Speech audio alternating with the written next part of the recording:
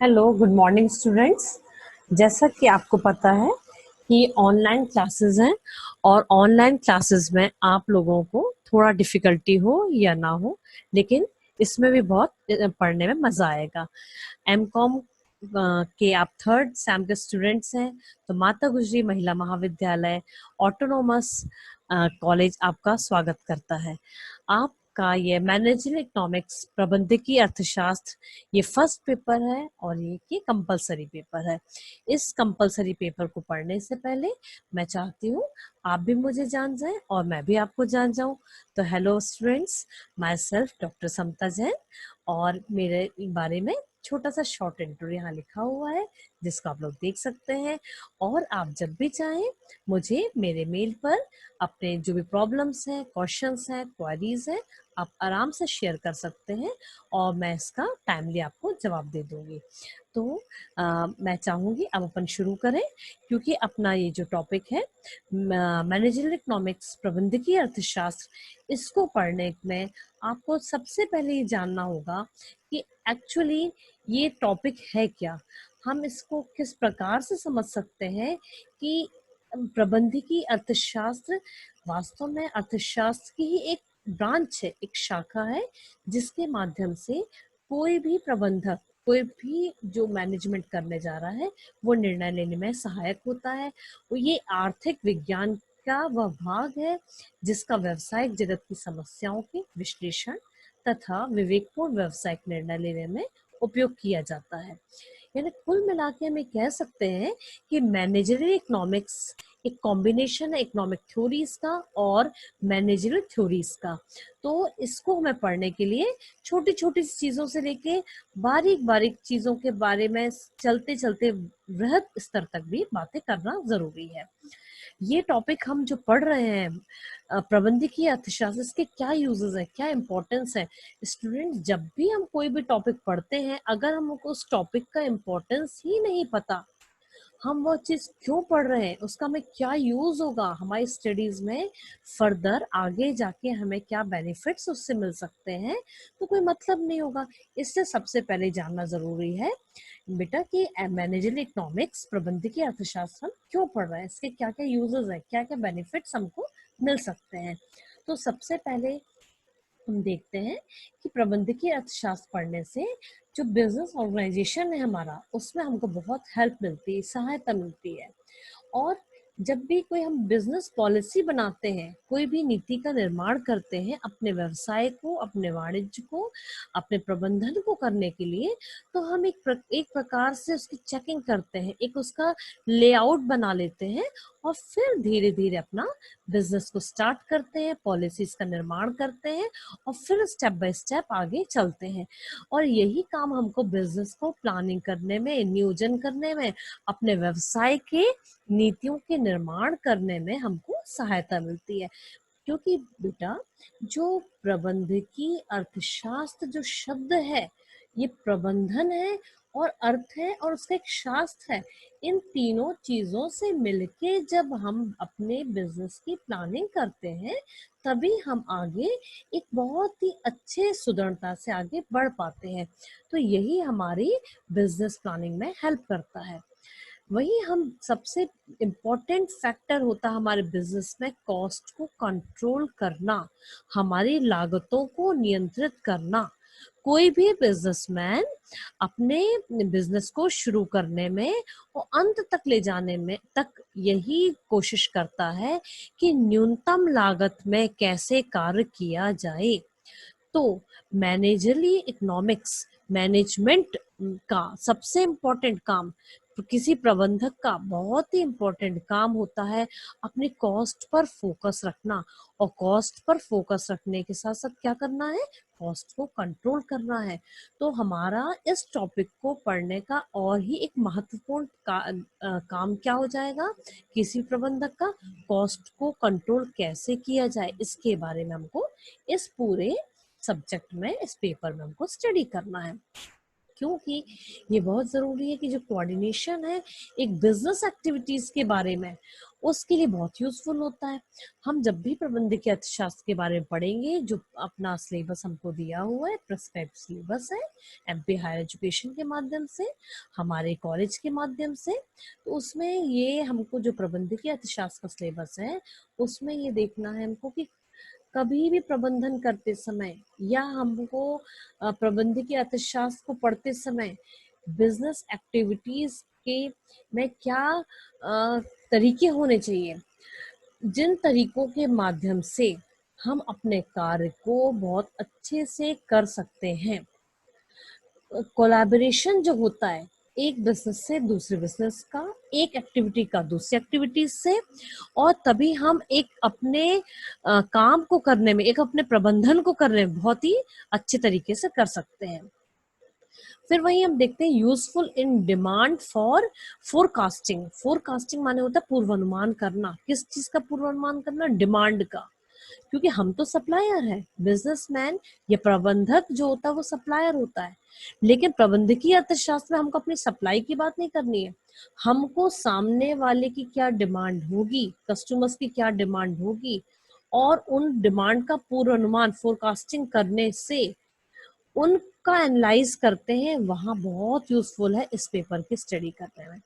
यह पेपर हमको इस तरीके से बांधता है, समायोजित करता है पूरे सिलेबस को, ताकि हम अपने डिमांड को, अपने सोसाइटी की डिमांड को, कस्टमर्स के डिमांड के बारे में जान सके, पहले से अनुमान लगा सके और उस अनुमान के आधार पर सप्लाई कर सके। तो बिजनेस स्टार्ट करने के पहले या कोई भी कार बाजार के मार्केट की एक्टिविटीज की स्टडी करने में डिमांड फोरकास्टिंग का बहुत महत्व होता है।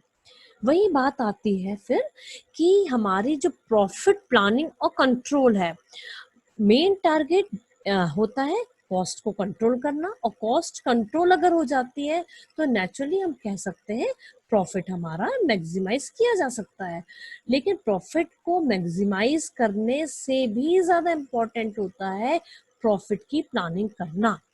तो इस प्रॉफिट की प्लानिंग और प्रॉफिट कंट्रोल करने के बीच में जो पूरा काम किया जाता है वो प्रबंधक का किया जाता है। और वो प्रबंधक कैसे काम करेगा, कहाँ काम करेगा, किस स्वरूप में काम करेगा, बाजार की किन दशाओं में काम करेगा, वो बेटा आप लोगों को पढ़ना है इस पेपर के अंतर्गत, प्रबंधकीय अर्थशास्त्र के अंतर्गत, यानी मेजरली इकोनॉमिक्स के अंतर्गत हमको स्टडीज करना है। वहीं पर एक बहुत ही इम्पोर्टेंट फैक्टर हम इस सिलेबस के अंतर्गत देखेंगे कि बिजनेस के लिए जो भी प्लानिंग करनी है, जो भी डिसीजंस लेने हैं, जो भी प्रिडिक्शंस करने हैं, क्योंकि बिजनेस में प्रिडिक्शंस करना शेयर्स के अप डाउन्स के आधार पर या किसी भी आधार पर, छोटे से स्टेप से लेके बड़े बड़े स्टेप पर हमको prediction is a very important factor. और वो हम स्टडीज करेंगे इस पेपर के अंतर्गत कि हम पढ़ पाएंगे, हम सीख पाएंगे, हम जान पाएंगे कि हमको कैसे प्रिडिक्शन बिजनेस के करना है आगे जाके। वही एक बहुत ही इम्पोर्टेंट चीज आप लोग सीख पाएंगे इस पेपर को पढ़ते पढ़ते, वो होता है प्राइस डिटर्मिनेशन। हम किसी भी चीज को कैसे जानेंगे, कैसे ही कीमतों में जो थोड़ा ना थोड़ा कहीं ना कहीं विभेदीकरण होता है, एक ही चीज की डिफरेंट डिफरेंट टाइप के मार्केट्स में कीमतें अलग अलग पाई जाती हैं। वो क्यों पाई जाती है, कहाँ पर पाई जाती हैं, और कैसे हमको उनको प्राइजेस को डिटरमाइन करना होता है, ये भी हम स्टडी करेंगे इस पेपर के अंतर्गत। और एक चीज और बहुत इंपॉर्टेंट फैक्टर है कि कोई भी बिजनेसमैन होता है वो अपनी बिजनेस के सारे सॉल्यूशंस को लास्ट तक, जो टैक्सेशंस की उसकी प्रॉब्लम्स होती हैं, चाहे वो आपका जीएसटी हो, चाहे आपका गैट हो, मॉडवेट हो, जितने भी स्टेप में अपन ने टैक्सेस पड़े हुए हैं, अप टू रिसेंट जितने भी गवर्नमेंट की पॉलिसीज अनाउंस की जाती हैं, उन सारे टैक्सेस के सॉल्यूशंस को हमको देखना है, ताकि हमारे पास कोई भी प्रॉब्लम ना हो। तो वह हम इस पेपर के अंतर्गत सीखेंगे, समझ पाएंगे। ये हमारे इस पेपर को पढ़ने का बहुत बड़ा एक हमारा इम्पोर्टेंस है, जिसके लिए हमने इस पेपर को चुना है। और ये हम आपको समझाएंगे, सिखाएंगे, और आप सीखेंगे और आगे पढ़ पाएंगे। अब बात आती है स्टूडेंट्स कि हम इस पेपर को पढ़ तो रहे हैं, इम्पोर्टेंस तो हमको समझ में आ गई है, लेकिन हर चीज को पढ़ने के बाद उसके ऑब्जेक्टिव्स होते हैं। ऑब्जेक्टिव हम वाई टू स्टडी, हम इस टॉपिक की स्टडी, मैनेजरियल इकोनॉमिक्स की स्टडी क्यों कर रहे हैं, ये भी हमको जानना बहुत ही जरूरी है। क्योंकि अपन सब जानते हैं, आप लोग कॉमर्स वाले स्टूडेंट हैं, आप ही जानते हैं कि किसी चीज की थ्योरीज बनाना तो इजी, लेकिन प्रैक्टिकली उसको इम्प्लीमेंट करना, उसको वो एक बहुत ही कठिन काम होता है। तो हमारा ऑब्जेक्टिव क्या है, इस पेपर का पढ़ाने का ऑब्जेक्टिव यही है कि आप उसको इम्प्लीमेंट करना सीख पाए कि किस थ्योरी को कहाँ पर इम्प्लीमेंट करना है। आप आप एनालाइज करना सीख पाए कि किस सिचुएशन में जाके, बिजनेस की किस कंडीशन में जाके आपको कौन सा इकोनॉमिकल टूल यूज करना है। वो हमारे इस पेपर को पढ़ाने का बहुत बड़ा बेटा ऑब्जेक्टिव है। क्योंकि कई बार क्या होता है, इतने सारे सिचुएशंस होते हैं, उनमें माइन्यूट माइन्यूट से डिफरेंसेस होते हैं, लेकिन उन डिफरेंसेस के बावजूद भी कई बार हम लोग सेम इकोनॉमिकल टूल यूज कर लेते हैं, और लास्ट में हम देखते हैं कि हमको ज्यादा प्रॉफिट नहीं मिल पाया, हमारी कॉस्ट ज्यादा बढ़ गई, या हमको टैक्स ज्यादा पे करना पड़ गया। तो उन सारी प्रॉब्लम्स से का सॉल्यूशन हम इस पेपर में पढ़ पाएंगे। वहीं हम एक चीज और देखेंगे बेटा, इस पेपर को पढ़ने का अपना एक ऑब्जेक्टिव और है कि जितने भी इकोनॉमिक प्रिंसिपल्स हैं, जितने भी आर्थिक हम सिद्धांत हैं, उनको बिजनेस प्रॉब्लम्स में कैसे यूज करना है। जो थ्योरीज बनाई जाती है, जो प्रिंसिपल्स बनाए जाते हैं, वो ये देख के बनाए जाते हैं कि जब ये प्रॉब्लम आएगा तो उसको हम इस तरीके से सॉल्यूशन निकाल लेंगे। फिर वही हम देखते हैं कि कुछ इकोनॉमिक आइडियल्स फॉर होते हैं क्राइसिस मैनेजमेंट। हमारे आज प्रेजेंट सिनारियो में तो हम देख ही रहे हैं कि कितना क्राइसिस आया हुआ है, मैनेजमेंट में आया हुआ, पूरा इकोनॉमिक कंडीशंस हमारी डाउनवर्ड्स जा रही हैं। नॉट इवन हमारे स्टेट की, हमारी कंट्री की, इवन वर्ल्ड वाइड कंडीशन बहुत ही क्राइसिस में जा रही है, हमारा जीडीपी डाउन हो रहा है। ऐसी कंडीशन में आज भी और फ्यूचर में भी हमारे पास सबसे बड़ा प्रॉब्लम आएगा कि हमको क्या करना है, कैसे हमको इस मैनेजमेंट को बिल्ड करना है ताकि इस क्राइसिस से निकल सके। ये हमारे इस पेपर को पढ़ने का एक बहुत बड़ा ऑब्जेक्टिव है। और शायद आप लोग जब ये पेपर को पढ़ेंगे, स्टडी करेंगे, तब आपको समझ में आएगा ये पेपर तो बहुत ही इंपॉर्टेंट है, जिसने आपको कॉन्क्रीट बिल्ड कर दिया कि आप कैसे अपने मैनेजमेंट को बना सकते हैं, उस क्राइसिस से, इकोनॉमिक क्राइसिस से निकल सकते हैं। वहीं हम देखेंगे कि जो डिमांड एनालिसिस होती है, डिमांड फोरकास्टिंग होती है, इसके बीच में हमको अपने बीच में एक बैलेंस देखना पड़ता है, एक कुछ सिचुएशंस फाइंड करनी पड़ती हैं ताकि हमें मालूम चल सके कि हमारे डिमांड की अवधारणा क्या है, मांग का पूर्वानुमान क्या होगा, कैसे हम अपना प्राइजेस को, सप्लाई को, मार्केट को डिजाइन कर सकें। क्योंकि जब तक हम अपनी पूरी प्रॉपर डिजाइनिंग नहीं करेंगे तो हमारा सॉल्यूशन कहीं ना कहीं प्रॉपर नहीं मिल पाएगा। फिर हमारे पास आता है रिसोर्सेज। सबसे पहली चीज, हमारे पास जो संसाधन है वो बहुत सीमित है। इन सीमित संसाधनों से अधिकतम हमको रिटर्न निकालने हैं। ये हमारे बहुत बड़ा ऑब्जेक्टिव हर किसी मैनेजमेंट के दिमाग में होना चाहिए। होना तो चाहिए, लेकिन कैसे होगा वो हम इस पेपर में आप लोगों को सिखाएंगे। अपन ट्रेनिंग हम आपको देंगे ताकि आप 5 यूनिट को पढ़ते पढ़ते इस चीज को बेहतरीन तरीके से सीख पाए। लेकिन जब अपन आगे देखते हैं तो हमेशा देखते हैं कोई भी काम किया जाता है तो उसमें रिस्क फैक्टर होता है और अनसर्टेनिटी होती है। कभी भी हम ये नहीं कह सकते इतना प्रॉफिट हमको मिलेगा ही, हमारा मार्केट ऐसा होगा ही, इतना हमको डिमांड मिलेगा, ऐसे सप्लाई हम कर पाएंगे, ऐसा हम नहीं कह सकते हैं। वो जो अनसर्टेनिटी है वो हम कैसे बियर कर पाए, हम वो कैसे झेल पाए, जो हमारे पास अनिश्चितता की स्थिति है, उससे निपटने के लिए हमको अपने माइंड के स्ट्रक्चर को तैयार करना है। और इसी से हम अपना प्रॉफिट को मैक्सिमाइजेशन तक पहुंचा सकते हैं, अपने लाभ को अधिकतम कर सकते हैं। तो इस पेपर को पढ़ने के जो ऑब्जेक्टिव है कि हम प्रॉफिट को मैक्सिमाइज करना है, हमारी जो फर्म है, क्योंकि हमको मालूम है group of firms is equal to industry. बहुत सारी छोटी छोटी फर्मों से मिलके एक इंडस्ट्री बनती है, और हर इंडस्ट्री का टारगेट होता है अपने प्रॉफिट को अधिकतम करना, उसका इतने लार्ज स्केल तक ले जाना ताकि छोटे छोटे लॉसेस को वो बियर कर सके। और अगर हर फर्म अलग अलग इंडिविजुअल होके काम करेगी तो कई बार ऐसा होता है कि उसके लॉसेस ज्यादा हो जाते हैं, कॉस्ट भी ज्यादा हो जाती है, तो ऑटोमेटिकली उसके प्रॉफिट कम हो जाएंगे। इसलिए हमको क्या करना है, अपनी इस बिजनेस स्ट्रेटेजी इस प्रकार बनानी है कि शॉर्ट टर्म में और लॉन्ग रन में, माने हमको चाहे अल्पकाल हो चाहे दीर्घकाल हो, हमको पूरी तरीके से अपने बिजनेस की स्ट्रेटेजी, व्यू रचना, रूपरेखा इतने स्ट्रॉन्ग तरीके से बिल्ड करनी है। ये हमारे इस पेपर को पढ़ने का ऑब्जेक्टिव है।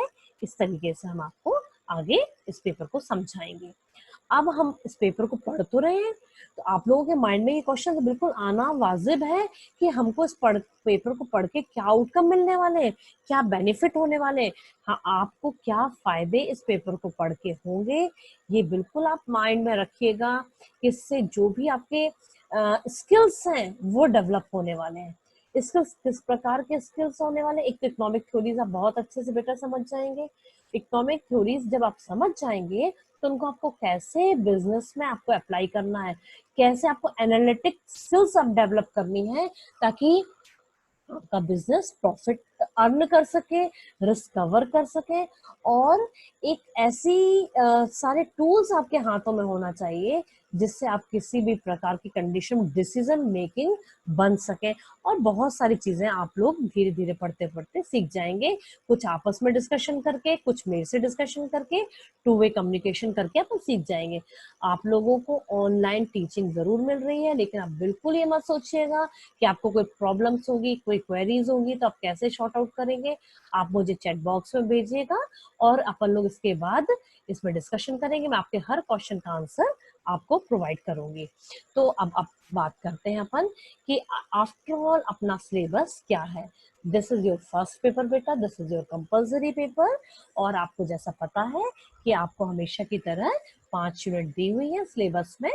तो इन 5 यूनिट को मैं एक बार थोड़ा सा पहले तो सिलेबस बता देती हूँ, उसके बाद अपन एक एक यूनिट के बारे में डिस्कशन करेंगे।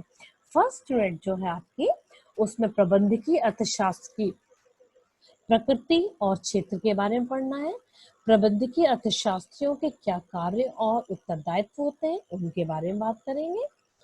प्रबंधकीय अर्थशास्त्र के आधारभूत जितने भी जो सिद्धांत हैं, जैसे वृद्धिशील सिद्धांत, अवसर लागत का सिद्धांत, कटौती या अवमूल्यन का सिद्धांत, सम सीमांत सिद्धांत और लाभ अधिकतमीकरण का सिद्धांत के बारे में अपन को फर्स्ट यूनिट में पढ़ना है। सेकेंड यूनिट में बेटा आप लोगों को मांग की अवधारणा के बारे में पढ़ना है। इसमें मांग की लोच, अर्थ और महत्व दिया हुआ है, कीमत लोच, आय लोच, आड़ी लोच पढ़ना है। और यही सेकंड यूनिट का जो सेकंड पार्ट है, ये उपभोक्ता की पसंद का सिद्धांत है, जिसमें उदासीनता वक्र विश्लेषण और मांग का प्रकट अधिमान सिद्धांत पढ़ना है। थर्ड यूनिट है आपकी उत्पादन फलन, परिवर्तनशील अनुपातों का और पैमाने का प्रतिफल का नियम दिया हुआ है। फोर्थ यूनिट में व्यापार चक्र की प्रकृति और स्वभाव, इसमें व्यापार चक्र के सिद्धांत है, जिसमें नॉन मॉनेटरी का मॉनेटरी सिद्धांत यानी मौद्रिक सिद्धांत और मौद्रिक सिद्धांत दिए हुए हैं। और पांचवी यूनिट है जो फिफ्थ यूनिट है, उसमें आपको लाभ का प्रबंध की माप, इसमें लाभ का जोखिम और अनिश्चितता का सिद्धांत है, लाभ का नियोजन और पूर्व अनुमान दिया हुआ है, पूर्वाभास जिसको कहते हैं, उसमें वो पढ़ना है। अब अपन लोग थोड़ा सा डिटेल में ना जाके केवल एक बार मैं आपको शॉर्ट में फर्स्ट यूनिट के बारे में बता रही हूँ, क्योंकि बेटा ये बहुत जरूरी चीज है। जब तक आप अपने पूरे इस सिलेबस को यूनिट वाइज थोड़ा सा फ्रेम तैयार कर लें कि आपकी आउटलाइन क्या है, आपका स्केचेस क्या है, किस यूनिट की क्या रूपरेखा है, हमको कहाँ तक जाना है, हमारे दायरे क्या है, तो पढ़ने में आपको सुविधा भी होगी और एक एक छोटी छोटी चीजों को आप समझ पाएंगे।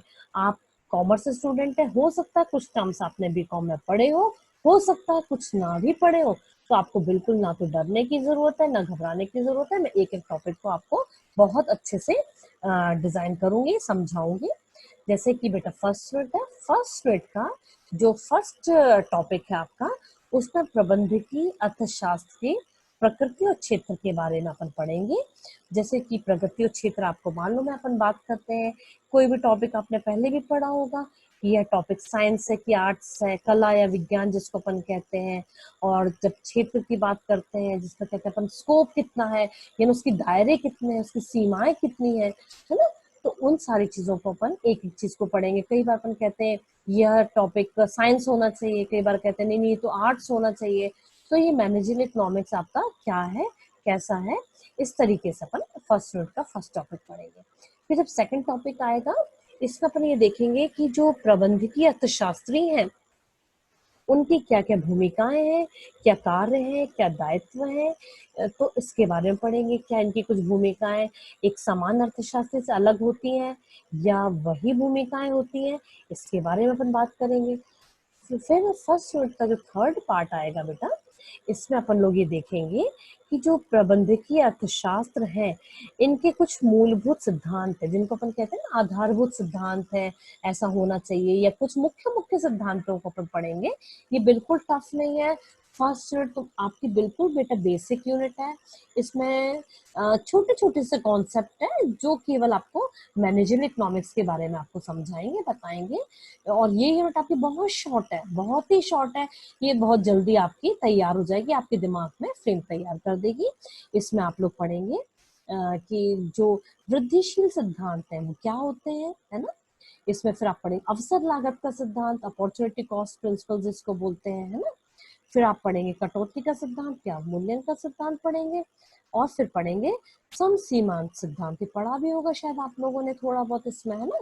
और लास्ट में फर्स्ट यूनिट का जो लास्ट टॉपिक है प्रॉफिट मैक्सिमाइजेशन थ्योरी, जिसको कहते हैं लाभ अधिकतमीकरण का सिद्धांत। ये अपन लोग ये 7 पार्ट है आपके फर्स्ट यूनिट में, ये अपन लोग पढ़ेंगे। ठीक है, तो फर्स्ट यूनिट से ही अपन लोग शुरू करेंगे बेटा, ताकि आपका एक फ्रेम तैयार हो जाएगा मैनेजरियल इकोनॉमिक्स के बारे में। छोटी छोटी चीजें पढ़ के जल्दी भी हो जाएगा, इजी भी रहेगा।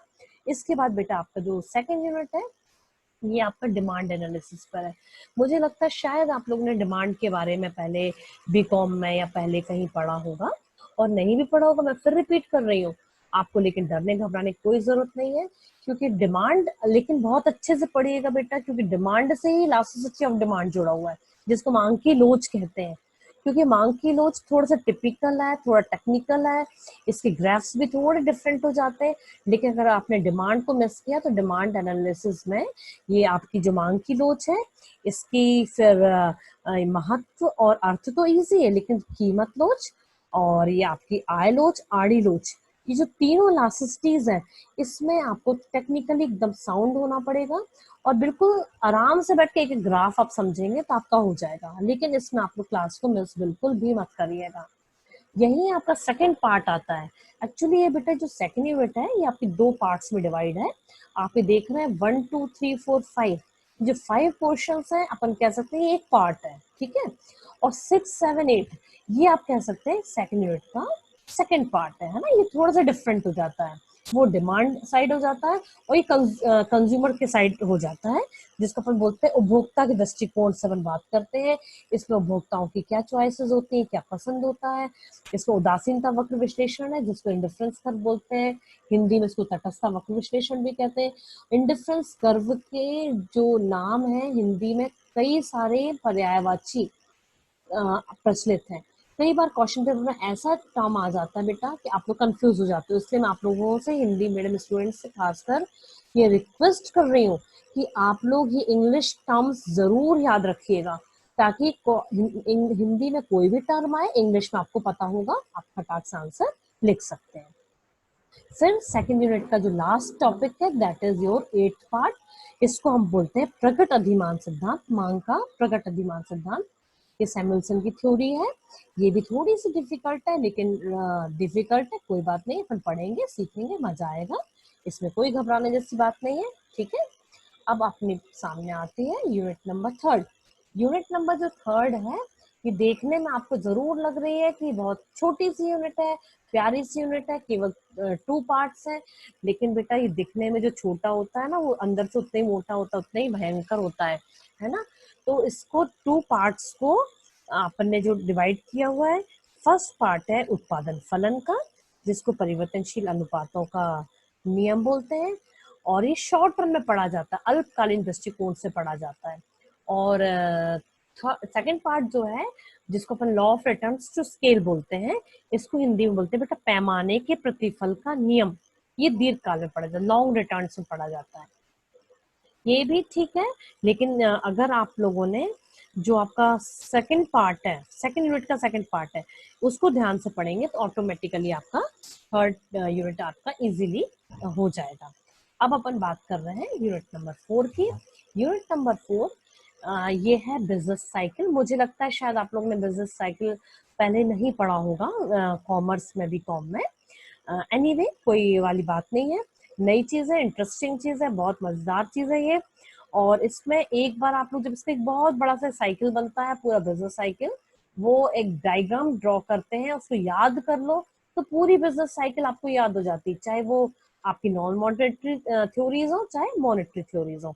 तो इस यूनिट में सबसे पहले आपको पढ़ना होगा व्यापार चक्र की प्रकृति और स्वभावों को पढ़ेंगे कि जो व्यापार होता है, जो बिजनेस साइकिल, जो ट्रेंड्स आते हैं, अपन कहते हैं अभी हमारी इकोनॉमी बूस्ट अप हो रही है, कई बार हम लोग कहते हैं क्राइसिस आ गई है, तो ये बूस्ट अप और क्राइसिस या डिप्रेशन पीरियड चल रहा है, इन्फ्लेशन आ गया, तो इनके बीच में जो स्टेप्स होते हैं, वो स्टेप्स कहाँ से आते हैं, क्या क्या फेजेस होते हैं, ये क्या क्या इनका स्वभाव, इनका नेचर कैसा होता है, ये क्रिएट किए जाते हैं कि खुद से होते हैं। कई कई बार ऐसा होता है बिजनेस साइकिल का कोई फेज होता है जो ड्यू टू मॉनेटरी होता है, और कई बार होता है नॉन मॉनेटरी होता है। तो क्यों होता है, इसके पीछे क्या रीजंस हैं, क्या रीजंस केवल हमारा हमारा इंडियन या हमारी कंट्री का बिजनेस से हुआ, या हमारे स्टेट के बिजनेस से हुआ, या कोई क्लाइमेटिक कंडीशन से अप डाउन हुए, या फिर इंटरनेशनल पॉलिसी सिस्टम के कारण हुआ, ये सारी चीजों को हम लोगों को इस फोर्थ यूनिट में देखना है। And now your last fifth unit, that's very nice unit, क्योंकि प्रॉफिट है, और प्रॉफिट पढ़ना, प्रॉफिट सुनना, प्रॉफिट समझना, प्रॉफिट लेना, ये हर किसी के मन की बात होती है। और आप लोग जैसे स्टूडेंट हैं, आप लोग जानते हैं कि मैनेजमेंट पढ़ रहे हैं, मैनेजर इकोनॉमिक्स पढ़ रहे हैं, तो प्रॉफिट पढ़ना आपने के लिए तो बहुत ही इंपॉर्टेंट चीज होगी, बहुत मजेदार चीज होगी। तो इस यूनिट को भी 4 पार्ट्स में डिवाइड किया हुआ है। और जो फर्स्ट पार्ट है इसका प्रॉफिट मैनेजमेंट, तो हम प्रॉफिट को कैसे मेजर करते हैं, लाभ का प्रबंध की माप कैसे करते हैं, कि हमारा क्या क्या साइकिल होगा, प्रॉफिट को हम कैसे मेजर करेंगे, ये सारी चीजों को हमें इस यूनिट में पढ़ना होगा। जब भी आप प्रॉफिट वर्ड को पढ़ते हैं, सुनते हैं, समझते हैं, जानते हैं, कभी भी सुना होगा तो आपने रिस्क वर्ड जरूर सुना होगा।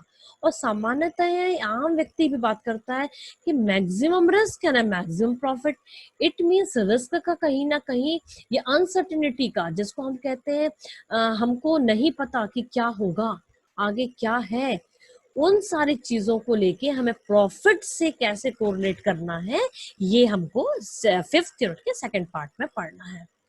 लेकिन अनसर्टेनिटी हमारी कम से कम हो, रिस्क कम से कम हो, यानी प्रॉफिट मैक्सिमम हो, यानी प्लानिंग होना चाहिए।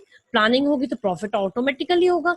तो ये हमारे फिफ्थ यूनिट के थर्ड पार्ट में बेटा हम लोग पढ़ेंगे प्रॉफिट प्लानिंग क्या होती है, प्रॉफिट प्लानिंग कैसे करने चाहिए, कहाँ करना चाहिए, क्या बिजनेस स्टार्ट करने के पहले कर लेना चाहिए या बीच में की जा सकती है। क्योंकि फोरकास्टिंग जो हमारा अंतिम पॉइंट आपको दिख रहा है, यूनिट का समापन दिख रहा है, वो हमारा सबसे इम्पोर्टेंट फैक्टर है।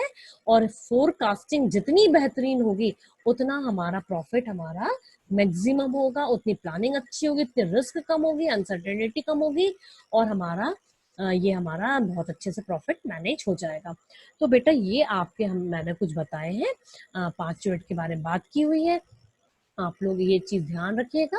अपन आज मैंने केवल आप लोग को एक सिलेबस का एक फ्रेम बताया हुआ है, एक आउटलुक बता दिया है, ताकि अपने माइंड में आप लोग तैयार कर सकें।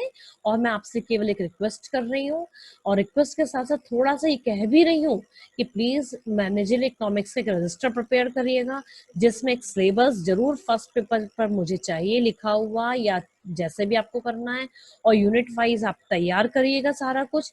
मैं बाकायदा आप नोट्स तैयार करिएगा, होमवर्क आपको दिया जाएगा, you have to prepare the notes, you have to complete the homework and you have to submit all these things, है ना। तो बेटा एनीवे आपको डरने घबराने की जरूरत नहीं है। This is your all about managing economics, this is first paper, compulsory paper. और नेक्स्ट टास्क में अपन फिर मिलते हैं, आगे डिस्कस करेंगे। कोई क्वेरी है तो आप चैट बॉक्स में डाल सकते हैं। Okay, thank you so much बेटे, थैंक यू।